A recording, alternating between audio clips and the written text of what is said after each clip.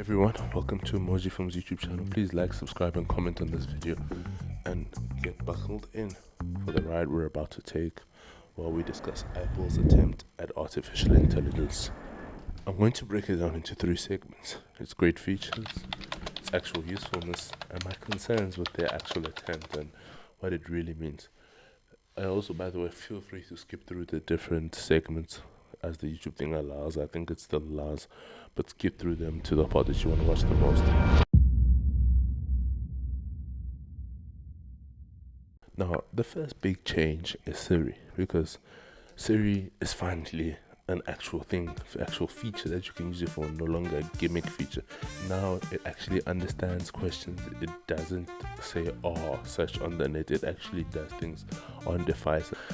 Before, Siri used to feel like, oh wow, here's this thing that I want to hold my power button long for and ask it a stupid question or ask it to play some music, and it will actually do something. If not, it will say, oh, here's what I found on the web. Now it actually has this nice little border around the screen. As you can see on the screen now, it has this nice little border around, and it actually feels like Siri is actually a part of your phone and the actual experience of using your phone, because it used to feel like Apple were trying to compete with Google Assistant and weren't doing anything in the race.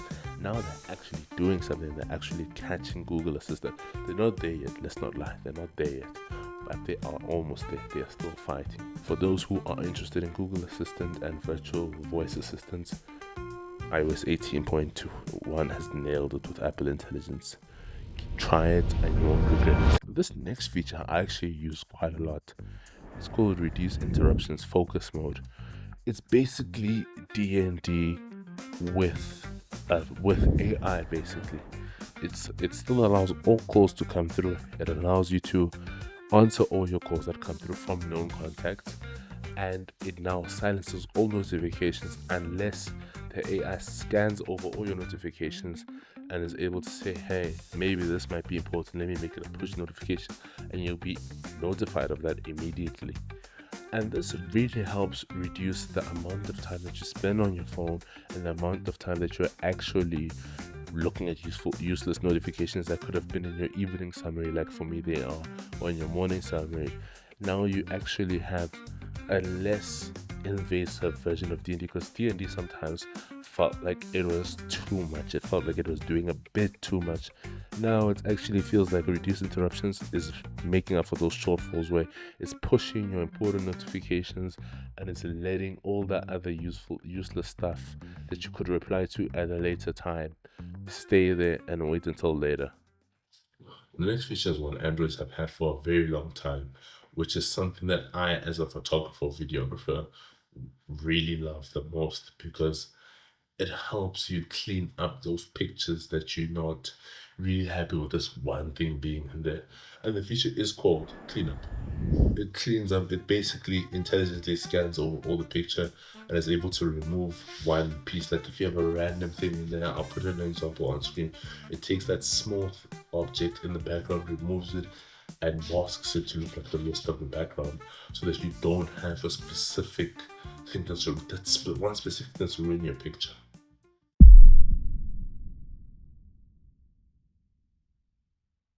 Summarize basically reads over all your notifications from a specific app or a specific text and summarizes that text or that app's notifications and to give you a short little blurb or short little one-line sentence to tell you, oh, this is what this person is saying, or oh, this is what this app is trying to notify you of.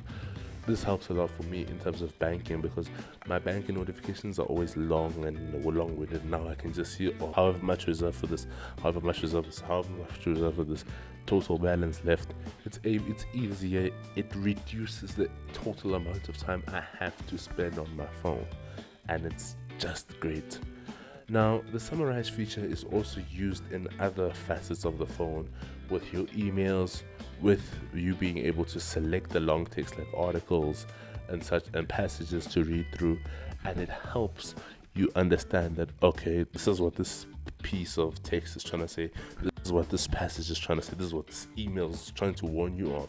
You're able to spend less time reading with AI intelligently reading over everything and helping say, okay, this is all you need to know from this. Because sometimes emails are just long and hard. It's just like fine print text. AI picks up all of that and is able to say, okay, this is what you need to know now. That's it.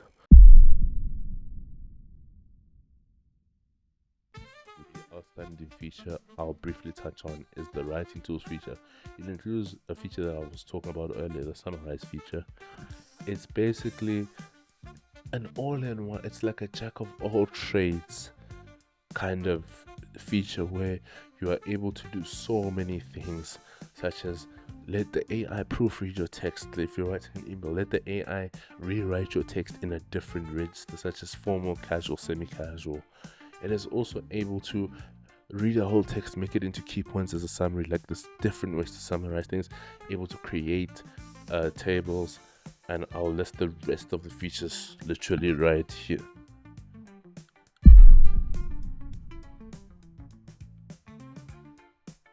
To its actual usefulness of these features, and for me personally, the number one feature that I've loved the most currently is the reducing feature. Like I was saying earlier, like it has genuinely just revolutionized, for me personally, how much I use my phone. It's led to less pickups, less screen time.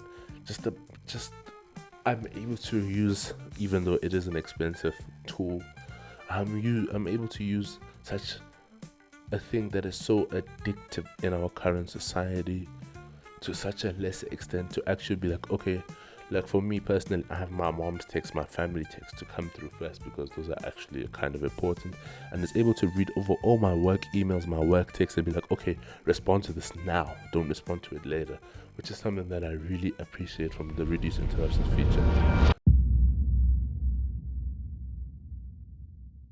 Now, with Siri comes a recent lawsuit that Apple have recently settled for $92 million or 77 million Great British pounds, or if you're South African like me, 2 billion rand. That's a lot of money. That is a lot of money.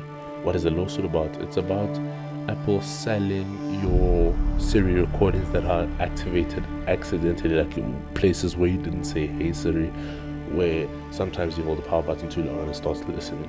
They are accused of selling those recordings to marketing and data brokers. Now, here's the very important part that I did explain on my TikTok page, which explains the full lawsuit in detail in 60 seconds. Apple denies and did not give an admission of guilt. The settlement, I repeat, is not an admission of guilt, and they obtain and they sustain their status of not guilty and not doing anything wrong. Please keep that in mind.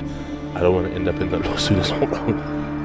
But if this is already opening a kind of worms that they likely didn't want to be investigated, or because with a lawsuit like that, where it's a civil lawsuit, where it's a class action lawsuit, where a bunch of people are coming forward, they will be forced to turn over their files in recovery, and that is scary because what are they hiding? What's the kind of worms that they don't want us to open with Siri and with its phone, with its features? That is what me personally I'm scared of, because in discovery people or investigators will be able to find out things that they don't want us to find out, and I'm very scared of what is in those files now, especially with coming out with these features where AI basically has total feature to read over all your notifications, to read over all your emails, to read over all your passages and find your interests and listen to what you're saying to ChatGPT. Because yes, Apple does say you must understand the risks of outsourcing to ChatGPT with the task that it allows you to say, oh, let me ask ChatGPT, will you give me permission? At the end of the day, you don't know what OpenAI or the ChatGPT platform is doing with that information of yours, with that query of yours, because it's honestly just so scary. Because with the Siri lawsuit, and Apple seldomly settle out of court. They would rather go out and prove the innocence. So why on this one? What's going on this one? Also, has anyone that's in the race to develop artificial intelligence or Apple Intelligence never watched Terminator? Like, guys, has no one ever seen those movies? Am I the only one that has the privilege to watch those movies where I can see a dystopian future coming from machines and artificial intelligence and what it can end up doing to us humans? But sometimes I feel like our scientists don't keep on asking the questions, can we and not should we? But at the end of the day, that's what you take from it. That's what I, at the end of the day, speculate. It's my opinion, no one else's. But I do warn you, use Apple Intelligence with caution, with knowing that the information you may give it is sensitive to you and it may no longer be private to you. I'm not saying it is or it isn't, because I'm not one to allege anything. I'm just saying it may not be sensitive information anymore that is being kept private on your cell phone.